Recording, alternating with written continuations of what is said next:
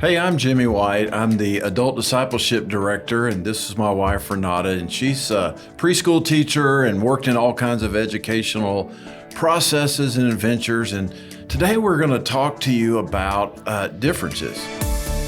Welcome to the Ignite podcast, where biblical wisdom meets modern parenting, where it's our mission to help empower and equip parents and caregivers, as well as the local church, walking with you in implementing faith-filled language for everyday moments through God's love, a blend of encouragement, real stories, and honest conversations, so families can actively engage with their children and transmit their faith to the next generation. Let's get into it.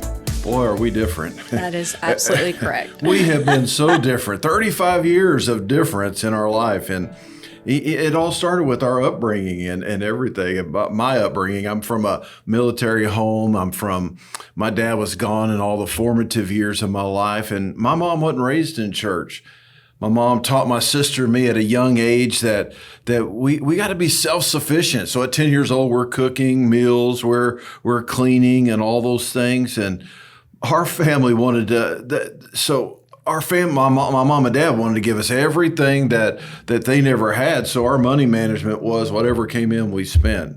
And I know when I came and met you were raised so much differently than me. Why don't you tell them how you were raised? I, on the other hand, was raised in a small town. Boy, that's right. 3,500. Mm-hmm. And my dad was a barber and my mom was a homemaker, and I never moved ever in my entire life until I met you. And You're welcome. We got married and we moved to Harrison, Arkansas and became youth pastors. But my family unit was all in Paris, Arkansas. Yeah. We all lived there, and we did everything Aunts, together. Uncles, cousins. Exactly. And you moved to my church. Yeah, I did. Yes, you did. I did, yeah. But one of the cool stories about your mom that I think, because I was raised that my mom wanted me to be self-sufficient and all that kind of stuff, but your mom had a different I'll never forget what she said. She said, you have a lifetime to learn how to cook and clean and all that stuff. So when we got married, I was your teacher for That's laundry. True. Yeah. I didn't even know how to wash clothes. That's right. You taught me how to wash clothes. We were so different. Woo! And my mom didn't make me do a lot of things because she said once you get married, you're going to do it for the rest of your life. Yeah. And you're my mom would try to buy everything just because we never had it, but your parents were frugal, right? Very frugal. Yeah. I love to tell the story because it's their 35 years. Your dad was so frugal that at 10 o'clock when you went to bed, the air conditioner would go off in the summertime or the heater would go off, and you guys would sleep without air all night. That was just unbelievable for me. I was raised in a very frugal home, and my mom and dad, they did turn off the air, and the heater went off. Yeah, and so money for us, we were very tight with our money, and so I like frugal. Okay. Tight, frugal. Okay.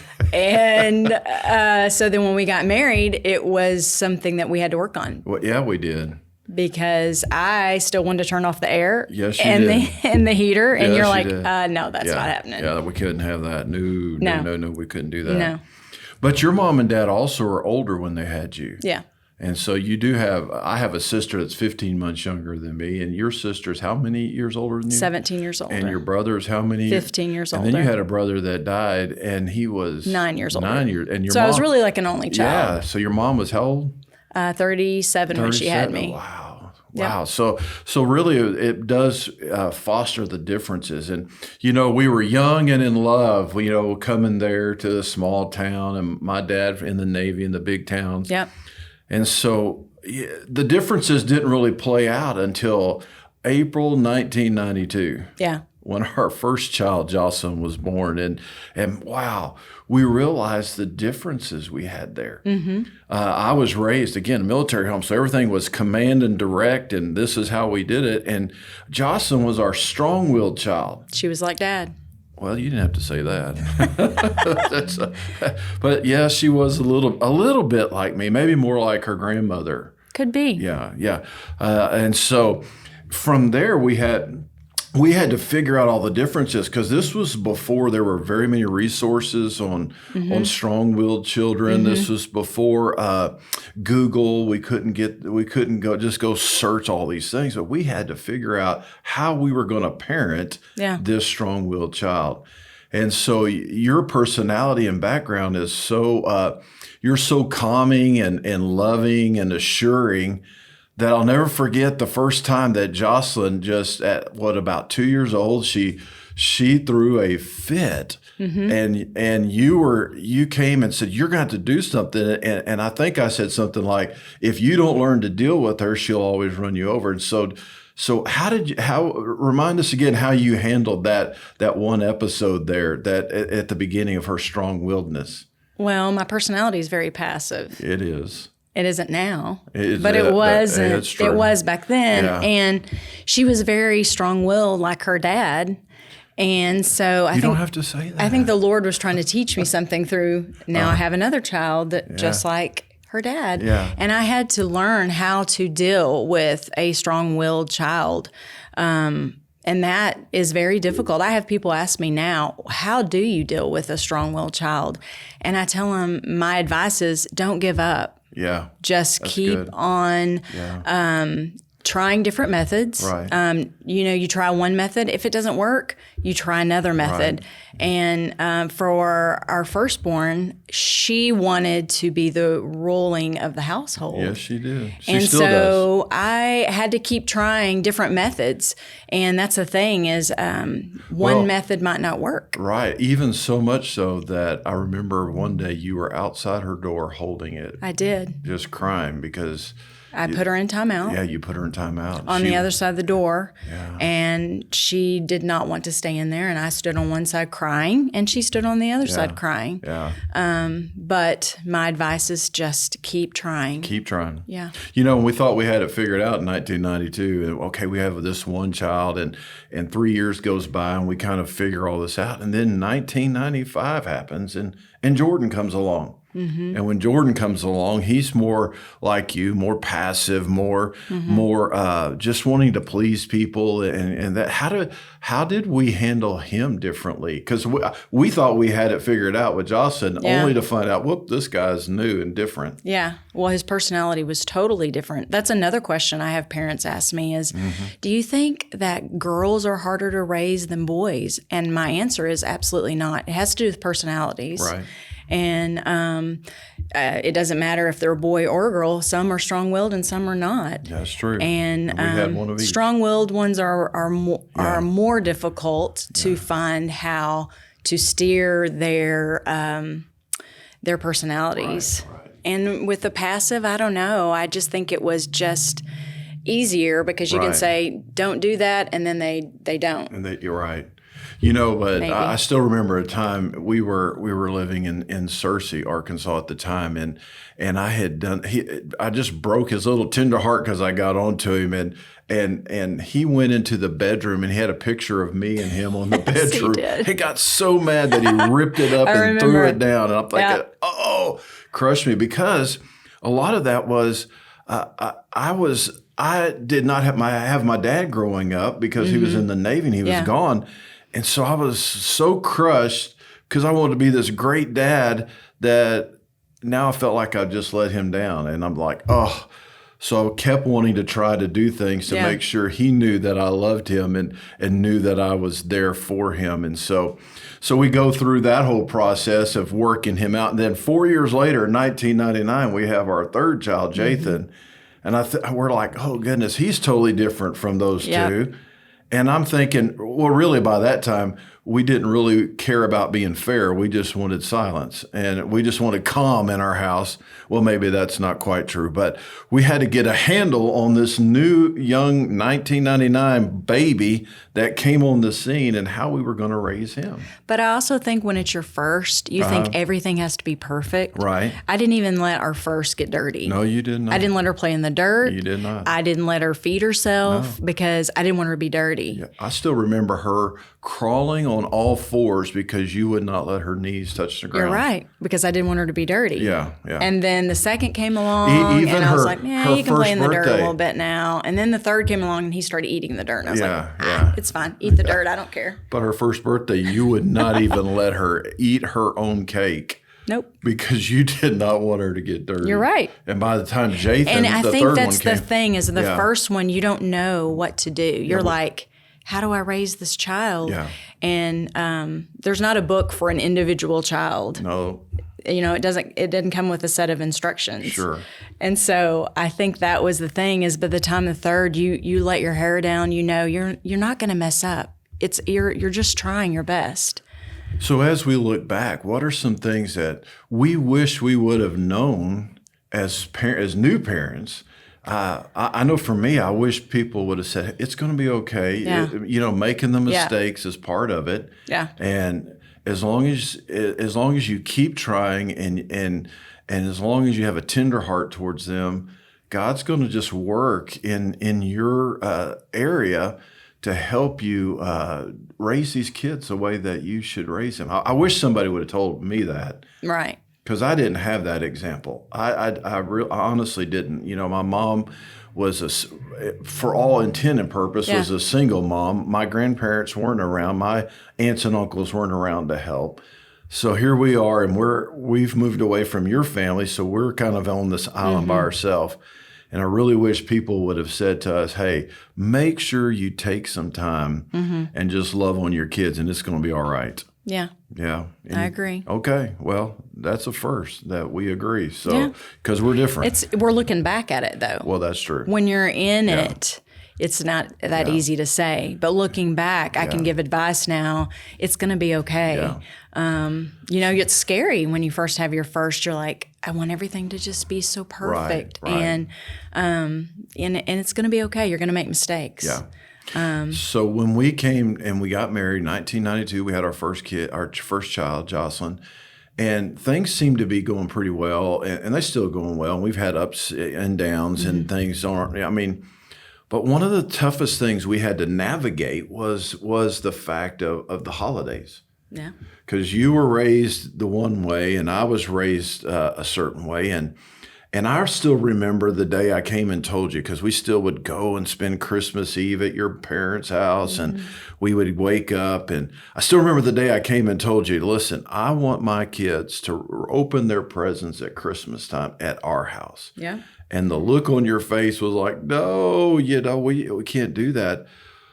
But I was coming from my background to where my parents were raised, we had to go to our grandparents, and we took all of our toys only to open them and my parents to say, you can't play with them because we got to put them back in the car. So what are some of your thoughts on maybe how can we help people navigate, maybe they're listening to this, and how can we help them navigate holidays that may be, because we are different? Well, I just feel like, it's okay to make changes. And when we first got married, I didn't think it was okay. Yeah. I was like, I don't want to disappoint my family. Right. But I do think it is okay to set new traditions, where that was what you were trying to tell me, and it just took me a long time to accept that. Right. Make new traditions, and it's okay to say, hey, you know what? When we get together, that's when the holiday can happen. And that's what I had to learn, is I thought it had to be the day, Christmas Day, or it had to be Thanksgiving. Right. And as we've went along, I think I've learned, you know what? It's okay to have the day not on Thanksgiving date or on Christmas date. And that's what I think. Yeah. So as we navigate traditions and holidays, I think maybe our viewers might want to know, how do we discipline the kids? And I think you kind of touched on that by saying all three of them are different. So we had to do all three different. Is there anything else you would want to add to that?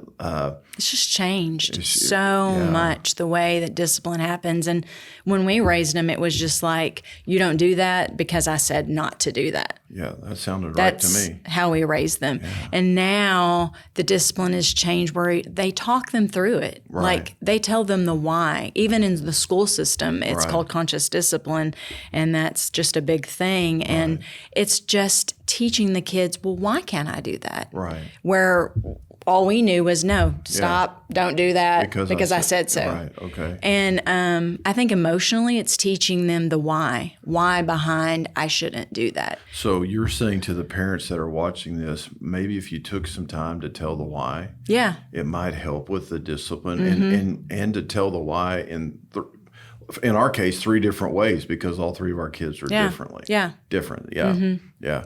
So how would we help? Maybe what kind of advice could we help with our finances? Maybe they're listening on, okay, well, you came from a frugal background. I came from a loose-handed background. How do we teach our kids about money management for them?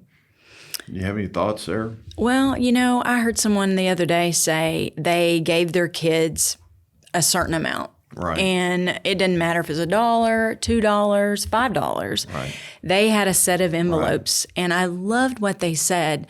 Each of the envelopes was titled a different thing. Right. One was tithe, one was savings, right. One was spending. Yeah. Yep. And then they showed them how much was going in the savings, how much was going in each envelope, teaching them what does it look like for a life. Right. And I love that. Yeah. And we tried to do that. We didn't have the envelope system, but we did do that. But we did that. And again, all 3 personalities are different. Some, they just knew they were given their tithes and that was just the way it was going to be. Right. Because sometimes we just have to tell them, you're going to give your tithes. And when you move out, you can do what you'd like. Right. But here you're going to do that. And one of our kids is very tenderhearted, would empty his bank account. Yeah. As a matter of fact, he did empty his bank account.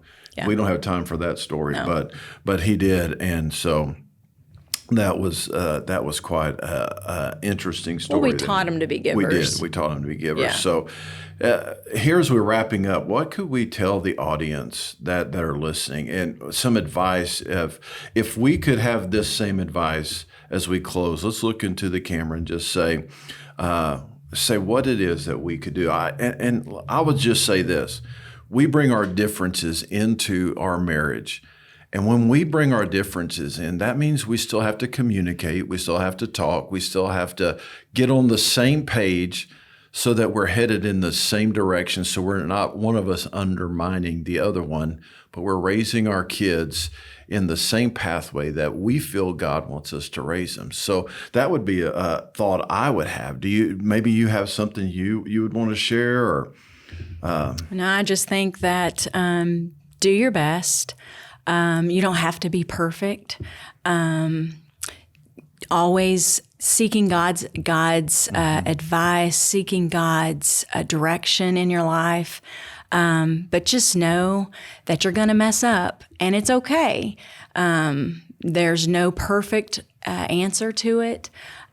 Seek advice. Don't ever feel afraid to ask for help.